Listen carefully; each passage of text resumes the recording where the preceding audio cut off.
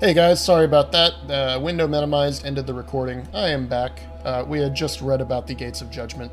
Time to continue on with Infiltrate the Tiers. Actually, it was probably a good time to pause and just turn it into a second video, as these are getting quite long.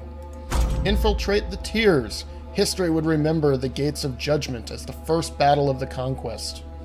But the real combat unfolded with advanced units of both armies preparing for the coming war. The Disfavored and Scarlet Chorus each had a plan to infiltrate the capital city. I think my guy would go straight for the battle, right? So let's see what our two sides offer. The Disfavored, standing shield to shield with Kuros' ironclad elite, you advanced on the mercenary army purchased by the nobles of the Bastard City. The Legion wanted to send a message to the Tiers that superior breeding and disciplined training would win the day. As a soldier, I probably agree with that. It's true. You rushed with the chaotic mass of the Scarlet Chorus, flanked the Bastard City's armies, and drove them to flee. My thinking that Quade is a bit of a berserker, I think I'm going to side with that. Just a savage first blow. You know, you drive them back and make the mercenaries just run away. Yeah, that sounds right. Caught them unprepared for the mania and disorder of the Scarlet Chorus. That's the other faction that I'd forgot before. Little more than a gang of thugs and their captive slaves. Rather than organize under commissioned officers, the Chorus follow a hierarchy ruled by whoever has the bravado to command and defend their position. Nice. My forces overwhelmed the Tiers' defenses in a few short hours, hacking and burning their way into the continent. I like this. I like this already. Any mercenaries who survived the battle found themselves initiated into the Scarlet Chorus, tortured by ruthless interrogators, or made the sport of competition as the army marched ruthlessly forward. Right? And that's what the Scarlet Chorus does. They, conscript and enslave those that they conquer, or basically kill them. Let's continue on.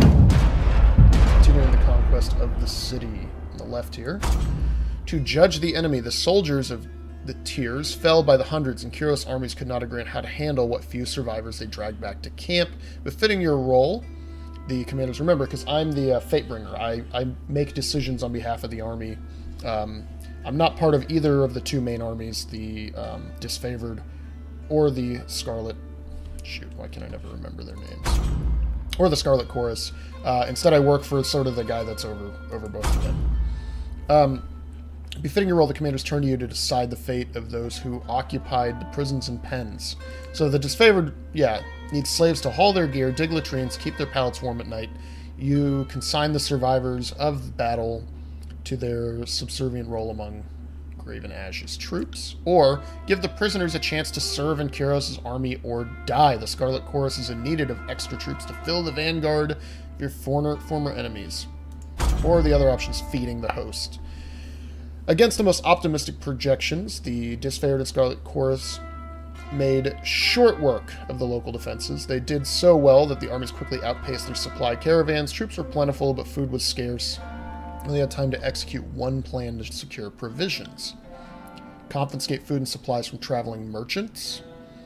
Or send the horde out and pillage farms and villages. So really neither one is going to be very happy. It's a good thing. Feeding the host, judge the enemy. Honestly, I feel like this would probably be the path I would want to take. And for these guys, I think I would side with the Disfavored, right? You can't trust them on the front lines of battle necessarily, so they need to basically... Okay, so the game minimizes and that stops recording. My apologies, I'll just stitch this onto the last one. What I was saying as it minimized, I think judging the enemy is the one that makes the most sense for my character as a soldier, as a war leader. And in this case, the Scarlet Chorus just wants to basically conscript them or kill them, whereas the Disfavored, I think, is going to get more utility out of them because they're going to free up soldiers and everybody to work on the supply lines and build their camps and that kind of thing. So basically, they're still enslaved, but they're not used in combat, which in my mind makes more sense. Wounded and demoralized by prior defeat, the soldiers of the Tiers put up minimal resistance to their new status in Kuros' military. Disfavored enjoyed the luxury of putting others to work, but didn't allow themselves to grow soft. Turning away from menial duties and focusing instead on rigorous training regimen that left them alert and eager for combat, you gave the Tyr's slaves their first assignment, digging a mass grave outside the Gates of Judgment, where a cloud of flies marked the passage of Kyros' armies. Right, so there you go. They live, but I've enslaved them, and it's been good because it's enabling the soldiers to do soldiery things. Taking the bastard city, the armies of Kyros amass outside the city, the first bastion of the Tyrs to fall. Both armies long to storm the walled outpost, the Scarlet Chorus howling for plunder and the disfavored forming an unbreakable shield wall. Your prowess on the battlefield had carried them this far, but there was one more step. Both armies had inspired schemes to take the city, which did I support. Oh, and I get 3 options. Let's start with this one. I led a mixed band of disfavored and Scarlet Chorus scouts over the city walls to sabotage its defenses, and I am given Concealing Shadows, so that's a like a stealth. I'm not really a stealth guy. Let's look at the Scarlet Chorus. I joined them setting fire to the city and blocking the gates. Just burn this shit down. Alright, Searing Palm. It's a magical attack with fire. Ignites them into flames and burns them over time. Not bad. Or I joined the disfavored vanguard in a direct assault upon the city gates. No fortification would stand before this unstoppable legion. And I'm given Warrior's Respite, which heals me, but lowers my damage? Yeah, I'll do that. That sounds right. Heroic Courage and Legendary Determination. The disfavored battled to the gates of the bastard city, or battered them to splinters. Those who fell under the consistent hail of arrows or cascades of boiling pitch. Left the battlefield temporarily, only to appear hours later as Archon Graven Ash's protection healed their numerous wounds. Remember, these Archons are very powerful magic users, so he's able to heal his people of wounds. In time, the gates gave way and Kyros' forces spilled inside the city walls with resounding cheers of victory.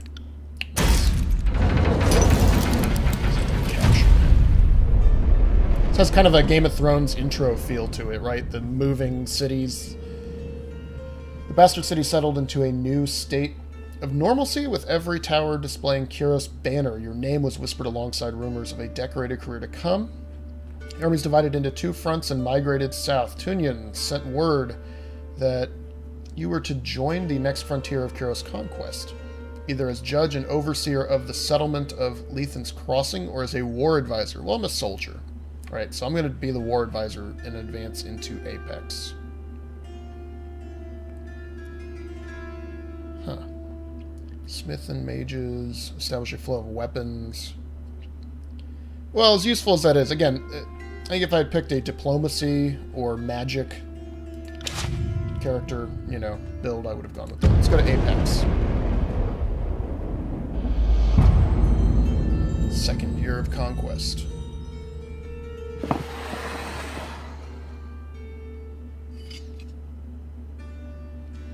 The mountain nation of Apex, ruled for generations by the Queen of House Vendrian, stood at the heart of the Tyrs. No army could bypass the landlocked realm without leaving their flank exposed to attack. By the second year of the war, the disfavored and Scarlet Chorus had pushed deep into the Tyrs. Elements of both armies were dispatched to conquer Apec and Tunyon. Tune-on. I don't know why I'm adding a Y sound in there. Tune-on assigned you to accompany them, tasked with bringing Kyros law into the territory and keeping an eye on both armies. Let's see what we've got here. Battle of Edgering Pass or Denial of Strength. Battle. Obviously battle. I'm a warrior. The disfavored sent their most destructive ally to crush Edgering Fort. Cairn, Archon of Stone, master of the earth and soil, destroyer of mountains and cities, reluctant leader of the Earthshaker Guild, though he was less their teacher and more the object of study. The massive Archon is sworn to Graven Ash and provides arcane support. Interesting. So he's almost like a giant, then. The Scarlet Chorus were promised captured enemies for recruitment, yet none survived the onslaught. Oh, interesting. So we attacked them. Cairn basically just buried the city, or buried the Edgering Fort. Congratulate the disfavored for taking it without risking the lives of his servants.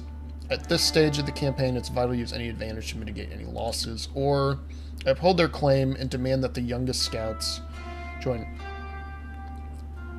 I don't know how to pick this one, because on one hand, like, yeah, fine, we didn't lose a single soldier and we wiped out their fort. Good job. On the other hand, the fact that they were promised these enemies for recruitment, I don't know. I still think it's probably better that we just killed them. Their claims are insignificant compared to a lossless victory. Yeah. Congratulate the disfavored and encourage the Scarlet Chorus to better value their soldiers' lives. A suggestion that the gang bosses took worse than the original offense and vowed to remember this. The slighted army returned to camp to sulk, if not lick their wounds. Okay. I want to try to stay in character, even though I think it probably is helpful to, like, balance one side or the other. The Marriage Bed Armistice. Swords of the Fallen. Scarlet Chorus soldiers were seen wearing disfavored gear taken from those who fell in battle. They were outright citing the tradition that their armor is passed down. Enemy ready for a peacetime festival as his forces armed for battle. Disfavored paid no mind to the custom and planned to attack anyway. Whereas the chorus insisted on non-violence. Pay no homage, interrupting the cultural pastime and slaughtering my way through non-combatants. Or offering their feast. Nah, I mean... So either we're killing these folks in war, or we're going to... I mean, I would side with... Let's kill them all. Kill them all.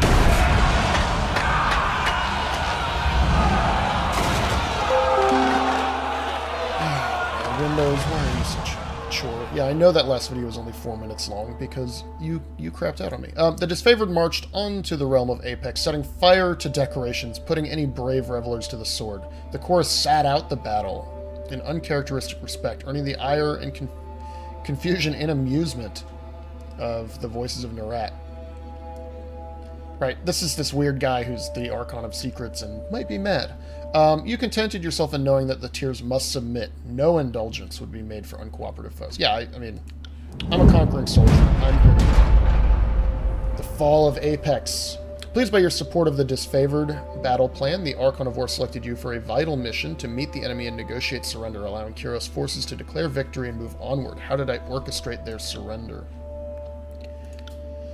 Through days of meditation, mediation. Man. Anyway, my eyes checked. I negotiated surrender of the valley and put an end. Or, taunting the queen into striking you under a banner, I baited her into a duel and slew her. Yeah, that one. Right? I'm a warrior. I'm almost a berserker to some extent. Urged to show the Overlord's fight by any means necessary. During peace talks, a well-placed insult goaded her into striking you. I responded to the strike by challenging her to a duel, and though the queen was skilled in battle, your field experience outmatched her court training. As her body lay cooling on the ground before you, you demand that her followers kneel before the Overlord's banner. Unable to rise above the fear of the moment, the remaining leaders capitulated, surrendering the valley. Hell yeah. That's so Game of Thrones right there. Which is good, I like that intro. Alright. Lane of Apex is finally wrested from the hands of the forces. The Scarlet Chorus paused to revel. The disfavored prepared for the next fight. Armies radiate out from the conquered citadel and work their way across the tiers. See, to me, that's probably worth capturing there. This is such a huge territory. Anyway, aim to dominate as much territory as possible in the coming year. Your distinguished reputation in the military gives me the choice. Okay, so, option 1, Stalwart. Easily defended position in rich military tradition, the realms of Stalwart was the most formidable realm. Vellum Citadel, its treasures, its knowledge, and its secrets, or Azure. Subjugate the nation of Azure. What do we know about them? We don't know anything. Citadel. So, Azure, Citadel, Stalwart. Alright, this is where we are now. Hey. Subjugate Azure. That sounds about right to me. It looks like a farmland. At the same time, these other two seem a little bit more combat-oriented.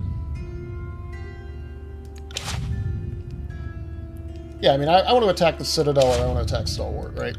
That's what we need to do.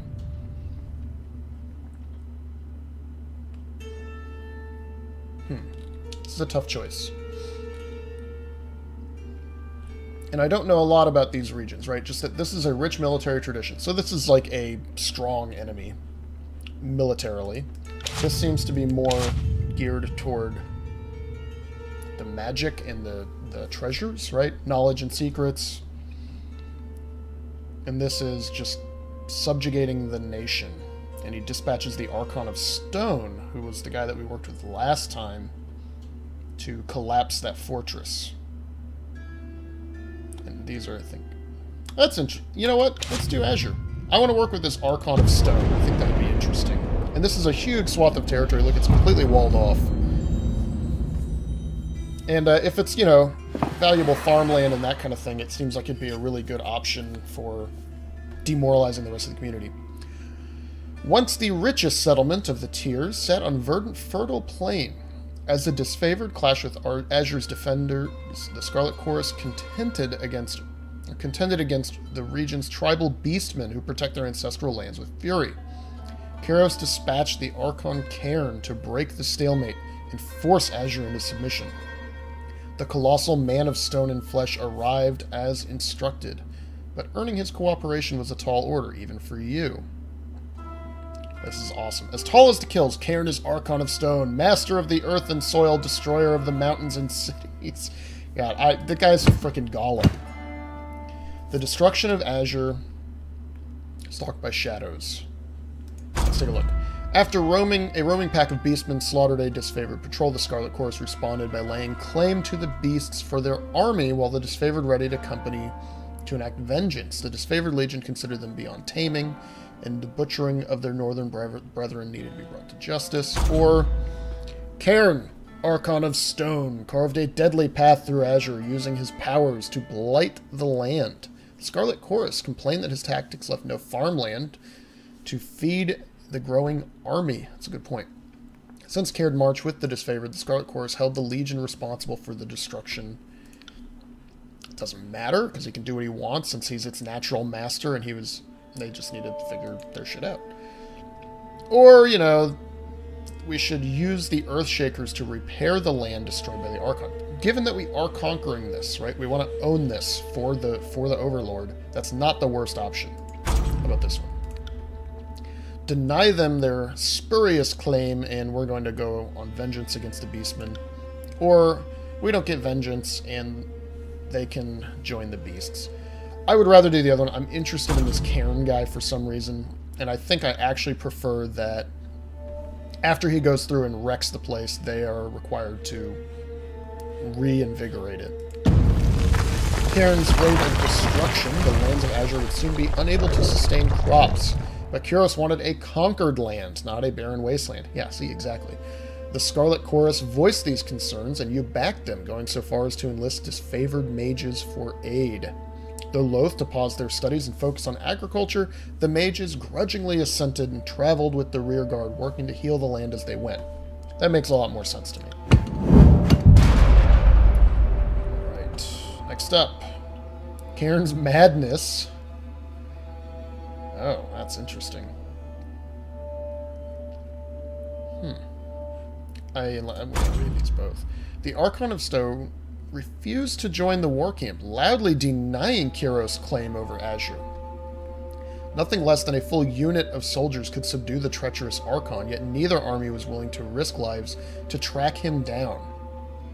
You delivered the order that sent Kairos' forces marching after Cairn. So he goes AWOL. Alright, let's check this other one. Archon of Stone went missing during the campaign. As disfavored mages busied themselves with the search for Cairn, the Scarlet Chorus forced mages into combat against their will, during which the two were slain. Furious at the waste of trained specialists, the disfavored demanded that the Scarlet Chorus be punished. These are both pretty good. I'm going to stick with following up on Cairn, though. So, if we go with the disfavored, when Cairn brought them victory, the disfavored hailed him as one of their number. When he defied the will of the Overlord, it falls to them to track him down. That makes the most sense. Scarlet Chorus, though, has the advantage of numbers and speed, and they can deploy their scouts. I still think it's up to the disfavored to track him down. I mean, he was the one who was sworn to their service. They've got to fix their problem. Subduing a wayward Archon was a larger task than rank-and-file soldiers could manage on their own. The disfavored scouts returned to camp after a long journey, bearing news of irregular rock formations and beastmen chanting the cairn's name. They found neither hide nor hair of the Archon of Stone, but his presence and impact on the Azure Wilderness were evident. Unease spread throughout the army as Kyros' forces wondered what his actions could mean. The Edict of Stone. The Archon of Stone made brazen declarations that Kyros had no claim to rule the Tiers, right? So he's rebelling against the Overlord. Remember, we're evil, guys. We're the bad guys. Soon after, word arrived that Kyros would dispatch this rebellious minion with an edict. The most powerful magic is that of the Edict. Commandments that can cast whole countries, regions, basically just destroy them. That's awesome. He's like it's a super weapon, right? It's a nuke. It's a magical nuke. The disfavored took solace in knowing that the edict was coming from, and the commanders petitioned you to be the bearer of justice. Tunon selected you for the honor of proclaiming his Edict of Stone, a magical spell with the power to destroy the Archon. As he sensed his approaching doom, Cairn began an assault on Planesgate, the largest human settlement of the area. It fell to you to send his forces on a suicide mission to halt the destruction, while I completed proclamation of the edict. Option 1, the disfavored.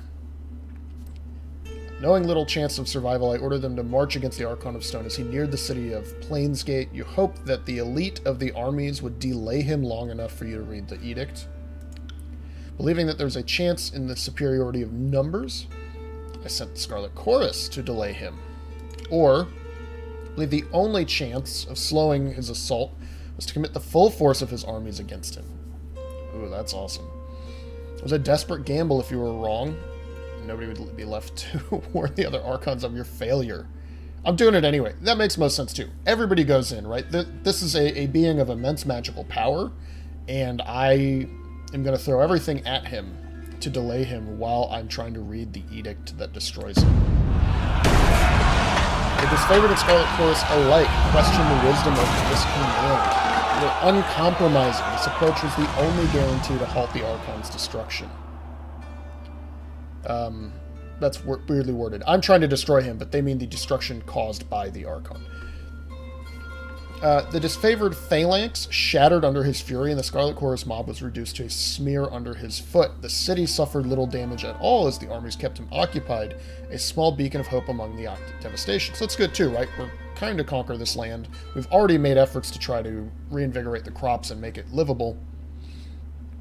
So, as I read the Edict of Stone, the earth under the battlefield groans open, spitting out outcroppings of rock that obliterate the surrounding landscape for miles. When the land heaved open to take Cairn, the Archon allowed it with serene acceptance. So there's victory. With the lands blighted and unrecognizable, the realm of Azure was left utterly ruined by the events of the war, which is what I was trying to avoid. In times to come, the Tiers would call this blasted region the Stone Sea. Oh, right, because the edict just freaking destroyed everything anyway. For the treacherous rock formations and persistent quakes became the defining features of this once verdant land. Look at this, right? Once a rolling landscape of winding rivers and fertile plains, tectonic shifts have altered the landscape, choking rivers, collapsing roads, and altering the landscape for hundreds of leagues. Oh my god. The Scarlet Chorus established a sprawling camp in the shattered rocky terrain, quickly absorbing those displaced by the upheaval, which is good, growing the army. Right? The refugees were put to work as slaves and soldiers, and the Chorus built themselves a makeshift fortress in the blighted, quake-ridden realm. My tour of duty in the Broken Lands is complete, but I did not have long to rest before Tunon called me into service once more.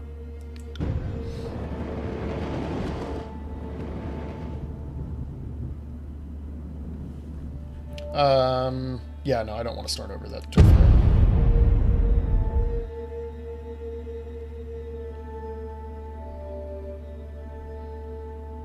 Good to know. Click and drag. Is that a, like, skeleton crying blood? It was a crazy statue. The year is 431, and Kairos' invasion has shattered all major opposition in the Tiers. The Younger Realms, the Bastard Tier, the Free Cities. All who defied Kairos lay broken by battle or bowed in surrender. The two armies of the Overlord, the Disfavored and the Scarlet Chorus, now control our lands. So I like that, and I like how there's... Like, it basically sounds like it's setting up for a huge power struggle within these two forces. But our will is not yet extinguished. Not entirely. In the Valley of Vendrian's Well, those of us unwilling to bow to Kairos have banded together in defiance. Violating an oath of surrender from 2 years prior, we have staged a bloody uprising. Oh, Vendrian... Murdering the Disfavored and Scarlet Chorus garrison in a midnight assault. Great. Uprisings, wonderful. With their main forces spread across the tiers, the Disfavored and Scarlet Chorus redeploy to Vendrian's Well to crush the resistance. But months pass with no definitive battle. As disagreement and discord paralyze the Archons, we bide our time and wait for our message of insurrection to spread across the tiers. All right. The Overlord is not amused, and Kairos has one message for the Archons: crush the Oathbreakers or die. Kairos backs this threat with an edict, a magical commandment that can slay all in the valley should the order be ignored. The honor of proclaiming this edict fell to you. Sent across the mountains to Vendrian's Well, you carry the Overlord's edict to read before the Archons. And we know how bad the edict can be because we just did the Edict of Stone and completely destroyed like the most verdant, beautiful plains and croplands, and like it's now a tectonic mess. As you finally make your way through the winding mountain passes into the valley, the ground trembles, and Kairos' magic seals the way behind you. Okay, so we're all gonna die. You are trapped in Vendrian's Well, with Kairos' armies and the Oathbreakers. The only way to survive is to fulfill the terms of the Overlord's edict, in any way that you can. Alright, yeah, I guess we'll have to...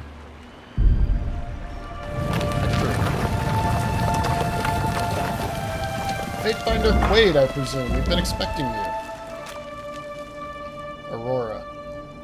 Kyros the Overlord be praised. When I heard the avalanche, I feared the valley was sealed with you on the other side. She clasped her gauntlet to her breastplate in the traditional salute of the Legion. I don't care about this. I'm honored to welcome you to Edgering Pass, right? This is where we collapsed the fortress with...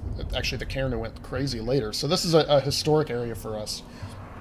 Soldiers have not forgotten how you protected the integrity of our squad, nor have the locals forgotten your self-defense killing of Queen Alanta.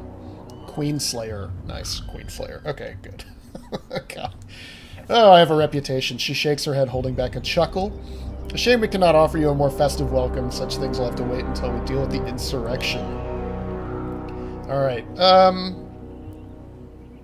yeah, Kyros' magic. He sealed the valley. Your senses seem much more than mine, good Fatebringer. I do not pretend to know about such things, but if that was Kyros' magic, then you're here on an important business. Well, you don't have to be the Archon of Secrets to guess that you're here to proclaim an edict. What does he have in store for the enemy? 10 years of a festering plague? An edict of twisted bones? Everybody has to fight or die. It's levied against us. Her eyes widen with fear, her posture slackens. The Scarlet Chorus prevents us from taking action. Why would the Overlord punish both of... She clears her throat with a sigh. Forgive me, it's not my place to question. We should have conquered the enemy within weeks of arriving in the valley. The delay reflects poorly on all of us. Right. This is a good response here. If we all follow Kyros' will... Right, if I'm going to be like a fanatic devotee of the Overlord, I should just make his will clear and then say that I'm following it. I can glare silently too. Subterfuge, it's just not in my style. Your first instinct is to blame the Scarlet Chorus. No wonder he resorts to an edict. As true as that is, you know, they cannot take a city. That's a little indignant. Well, I don't know. I am kind of an indignant savage. I don't know. I'm a soldier. I think the straightforward one is the way to go.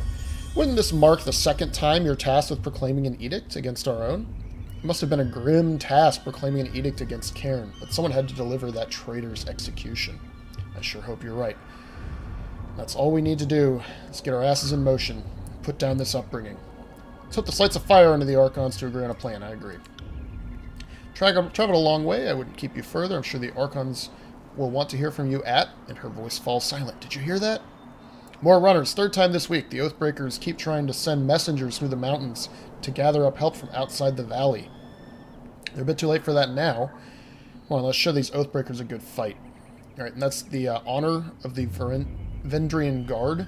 They reneged on their support for the surrender, and now they're fighting both of us in battle. They refer to them as Oathbreakers. Good. Okay. End the conversation. Let's learn about some combat here. So I should be able to... Oh, it's paused. Sorry. Let's go over here. I got it. Good. Alright, let's try out... So I have... Thrust... I don't actually see my weapons. Weapon sets. Do I have a mace? I do.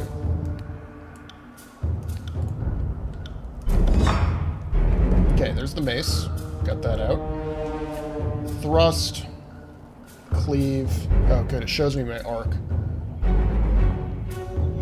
Okay, we're going to sunder him. Right. Sunder. Here I go, winding up, and... Sundered. Good. Okay, and now we are going to cleave. So yeah, it shows you on... Let's zoom in a little bit.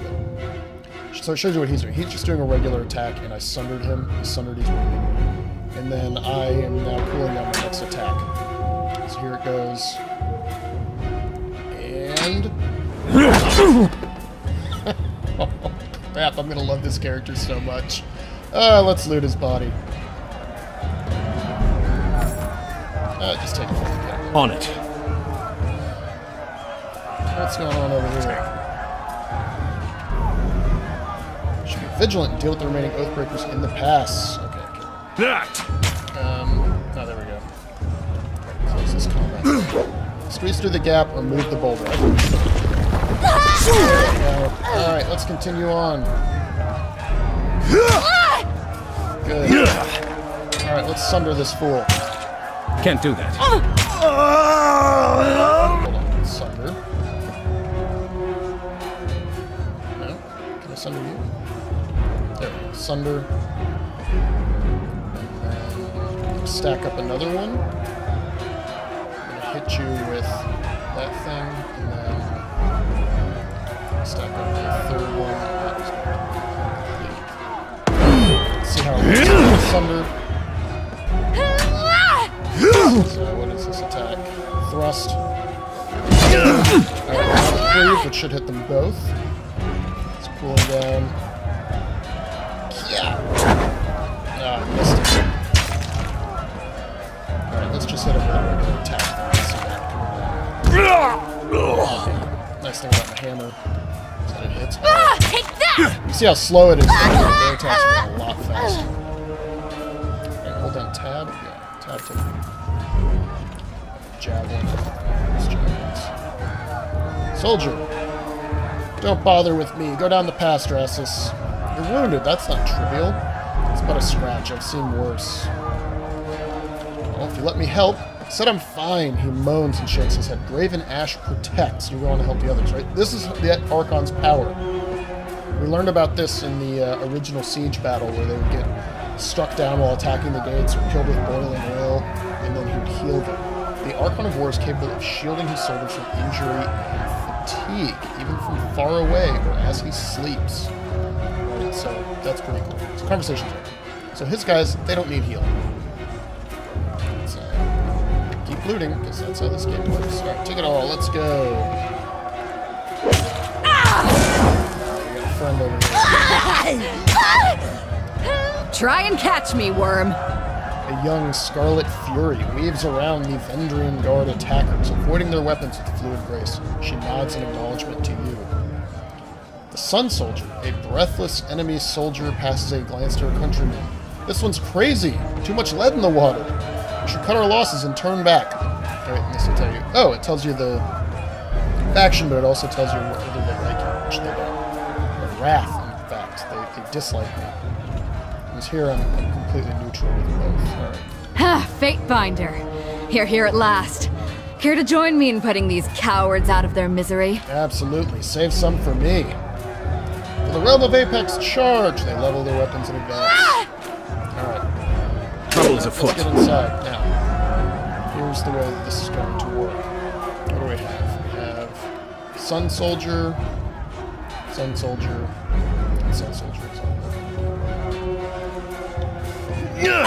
Where's my attacks? Oh, I'm controlling them both. Awesome. Okay. So I'm flanked, which means I should just go ahead and thrust at this one. While I'm doing thrust, let's see first. What does she do? Skewer. Burning Iron Sword gives us a range. Oh, nice. So we have range on all our weapons. Or Blood-Soaked Stone, which is a coordinate with those to lock down target. Nice. Okay. Let's just knock this one down. Right. Another scar? Fuck! Okay. Let's try this knockdown attack. There's my cooldown.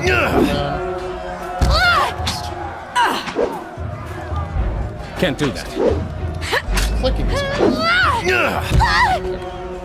I see as the crow flies. On it. Thrust.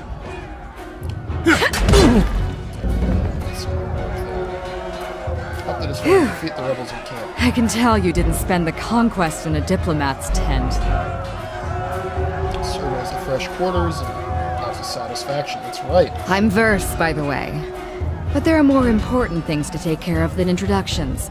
Those Vendrian guard we killed didn't come alone. Yeah, let's just go. Eager. I like that. Before we go, you might search among the remains of our fallen comrades. Wherever they're bound, I doubt they'll miss their boots, much less any rings or any useful iron they might be clutching. I want to keep my videos a reasonable length. And this one already kind of got interrupted in the beginning, so I just kind of want to move through it. Rings were first introduced in the early years of the Northern Conquest. It's a currency of the divided realms, and rings offer promise of a shared economy, right? So they're used as a standardized currency. Yeah, let's check. No reason to pity the fallen. Before long, we might wish we'd joined them here. But at least we'll enjoy heavy pockets and warm toes. Verse, my loyalty is 40% to tier 1. So it's good. For the voices of Narat! It's on the battle. That's fine by me. Let's take a look at this. Loot. I'll just take it all. I don't care right now. Oh, okay. It gives me all of the loot from everybody. Can't do that. That's good. Alright then. Got it. Let's move on.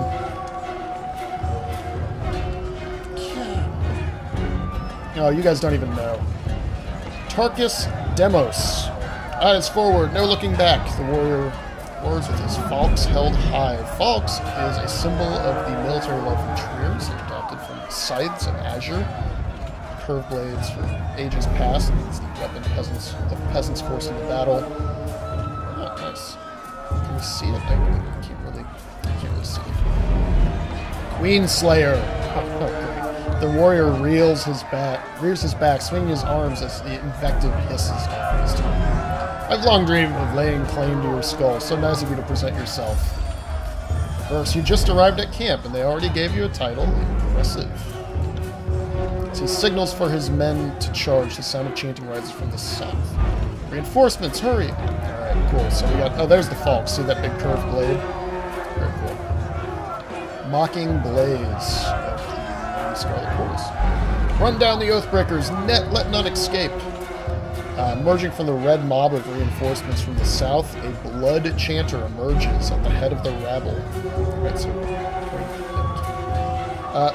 signing sigils of magic and wordlessly moving her mouth, the blood chanter scribes a series of spells into the air. A red glow surrounds the Vendrian warriors as the chanter's magic worms its way into their minds, blinding them with rage.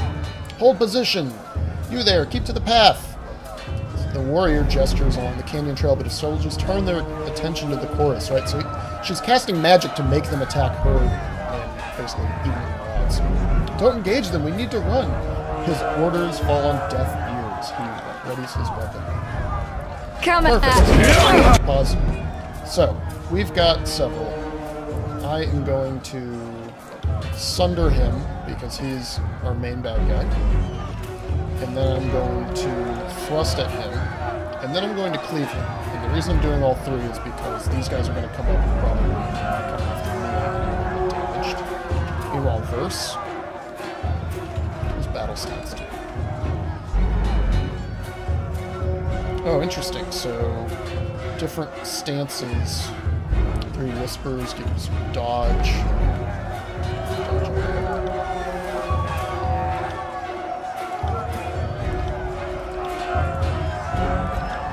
Okay, so she's gonna change stance. Give her a bow. And then I'm gonna use her as an archer. I'm gonna have her shoot at the top left ad. Okay, good. Where is she? She's I got it.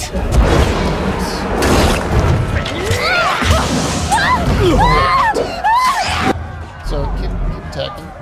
Got your bow. My guy is about to cleave. I see as the crow flies. So skewer, right? So she can keep attacking that guy. Attacking the Sun Soldier. Alright, let's use our Warrior's Respite. It's gonna lower our damage. And now I'm hitting him. I'm only hitting him for 5 though, but I've got extra health. Right. My attacks are very slow. Alright, he's dead. Nice, good to know. That I'm much slower at attacking.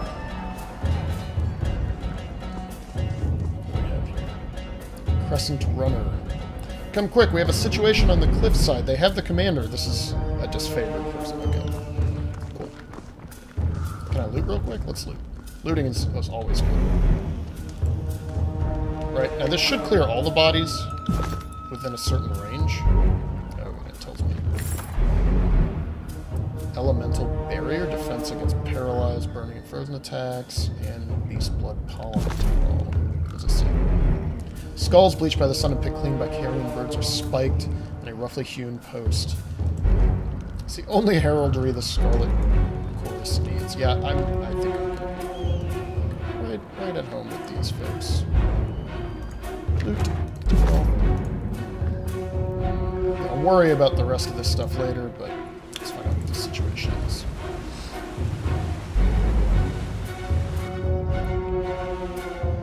Halox Tyrell.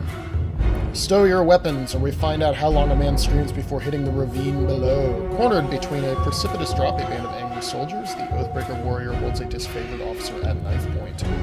Skewer him. Do not worry for me. That's a Drastus. Who's this guy? Graven Ash will protect, right? We've learned that now. Graven Ash can heal people. He winces, blood seeping from the seams of his bracers and curious. Yeah, I mean, I agree with that. Mocking Blaze. You heard the man. He plainly invited you to use that little blade of yours. What are you waiting for? Permission from your pimp? The sass.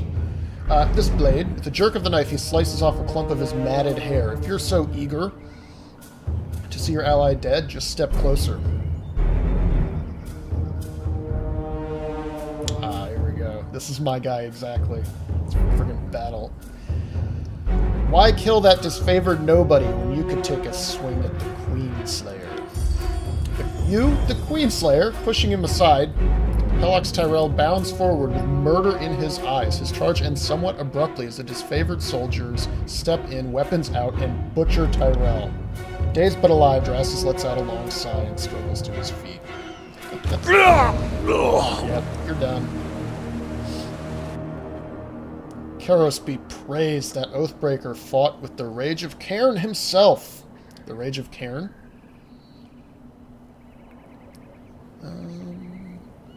Anyway. I'll read more about that later. Thank you, Fatebinder. I thought today was my last. From the look of it, guess they thought if they'd swarmed the pass, maybe one of them might make it out. We found a few scraps of parchment on the bodies. He holds it out. As a student of letters, such as yourself, you should be able to make sense of this.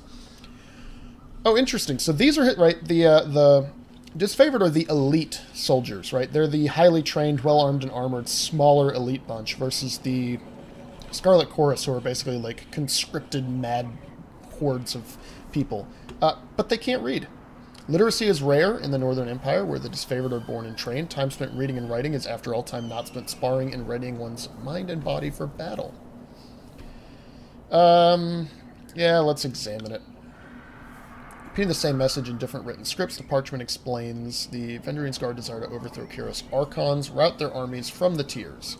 Pages aren't addressed to any reader in particular, rather openly invites all who remain loyal to the younger realms, which are the Azure, Apex, Stalwart, and Haven, which we've...